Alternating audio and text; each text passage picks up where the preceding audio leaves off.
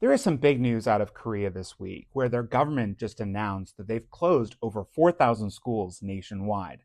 This is a big deal and something everyone should be paying attention to. Hi, I'm Bradley Sherman. I'm an author and a strategist. My first book, The Super Age Decoding Our Demographic Destiny, focuses on this future where births decline, populations age, and in some places like Korea, the population actually starts to contract. And that's what's happening here. Children are often the canary in the coal mine. When we have fewer of them, it starts to set off a chain reaction in society. The first place we see this chain reaction show up is products and services delivered to children. The number of toys, the number of diapers, the number of baby formulas, etc. That starts to shrink. The second wave is really in education.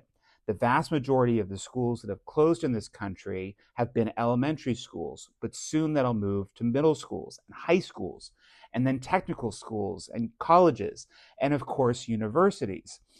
And the final part of this wave is that the labor market will change dramatically too, because there are simply fewer people going in.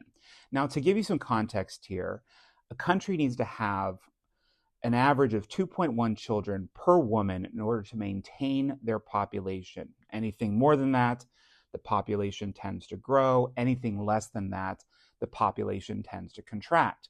Unless, of course, there's high rates of immigration. Korea doesn't have that. Korea, in fact, has one of the lowest birth rates in the world at 0.8 children per woman. That means that they are hypercharging their depopulation, hypercharging their contraction. And we're going to see it in these young populations first, in these schools first. And I think perhaps the most interesting part of this data is that they're projecting that the number of young people actually contracts substantially over the coming years. In fact, dropping another 800,000 or so just by the end of this decade. Now, this is not just a thing that you have to watch for the labor market or for the consumer market. This will have real implications for things like national security as well, and how Korea interacts with the rest of the world. In fact, as their country starts to shrink in size, so will its GDP, so will its economy, so will its ability to protect itself. So I'd like to know what you have to think.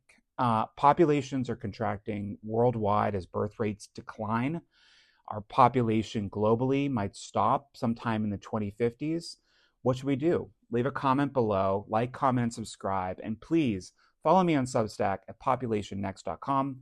That's populationnext.com.